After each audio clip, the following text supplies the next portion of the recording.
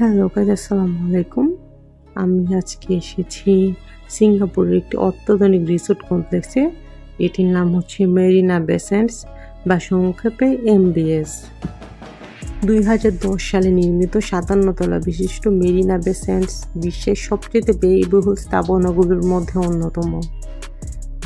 মেরিনা বে স্যান্ডস রয়েছে আবাসিক হোটেল, বিশ্বের সেরা সব ব্র্যান্ডের শোরুম, কৃত্রিম ice skating court, restaurant, convention centre, theatre, gymnasium, shopping mall, casino, art science museum এবং মেরিনা বে স্যান্ডস স্কাই পার্ক থেকে এক নজরে সমগ্র সিঙ্গাপুর দেখা যায়। 200 মিটার উচ্চতায় অবস্থিত জাহাজ আকৃতির স্কাই পার্কে আছে পর্যবেক্ষণ ডেস্ক এবং ইনফিনিটি পুল।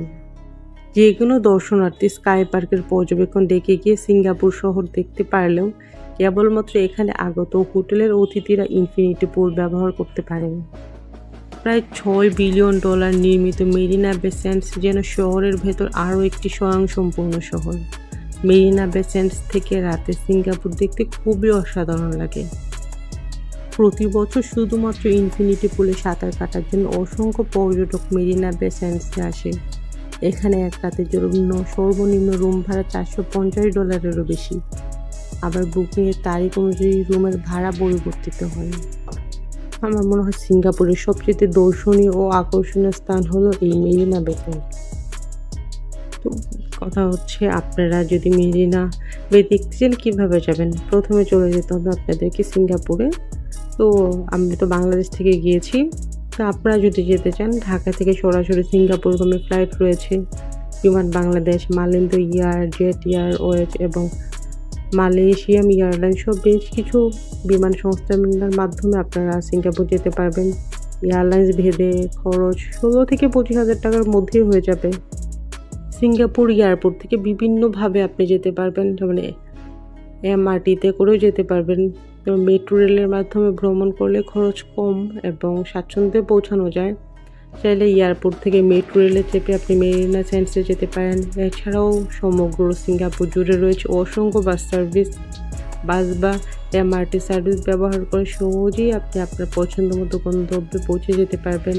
ট্যাক্সিতে উঠলে মিনিমাম $10 খরচ হয়ে যাবে।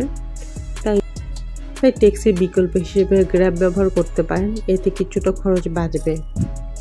আমরাও গ্র্যাব ইউজ করেছি। গ্র্যাব বাংলাদেশ থেকে আপনি ইনস্টল করে নিয়ে যেতে পারেন, তাহলেই ওখানে গিয়েই আপনি ইউজ করতে পারবেন। তো তারপর আসে আপনারা কীভাবে সিঙ্গাপুরের ভিসা প্রসেস করবেন। ঢাকা সিঙ্গাপুরের কনসুলেটে থাকলেও সেখান থেকে সিঙ্গাপুরের ভিসা আসলে প্রদান করা হয় না।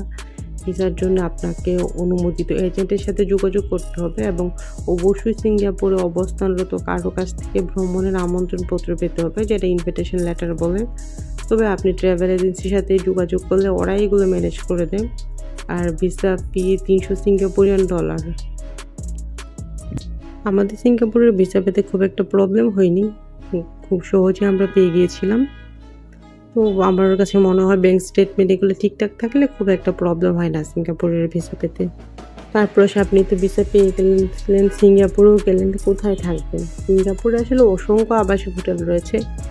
এগুলোতে আপনি আগে থেকে বুকিং করে রাখলে ভালো, কারণ হুট করে গিয়ে আপনি আসলে হোটেল নাও পেতে পারেন বা পেতে অনেক সময় ঝামেলা হয়, রাস্তাঘাট তো আসলে চেনা থাকে না।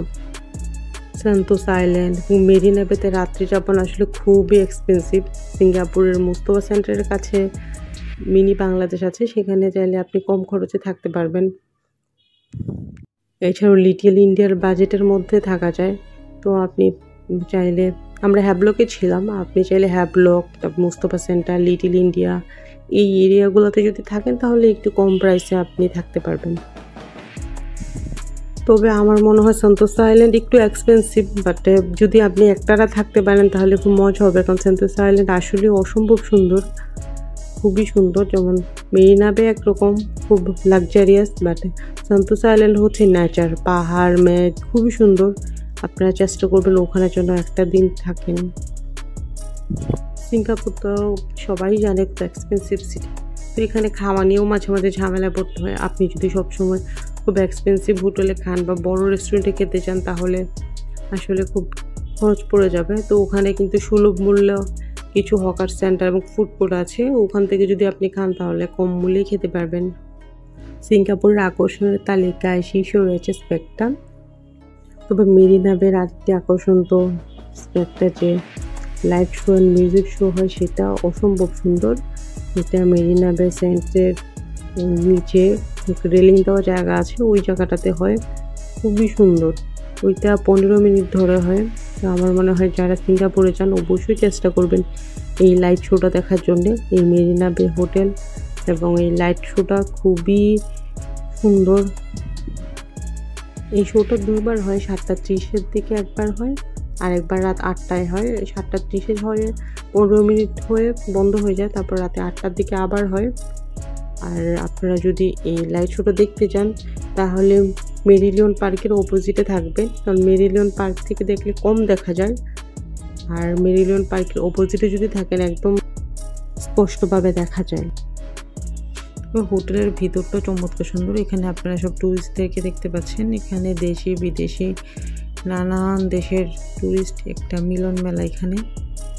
তবে আমি সাথে টুরিস্ট দেখি আর এখানে আভিজাত্য দেখে চোখ একদম ঝলমল করতে থাকে।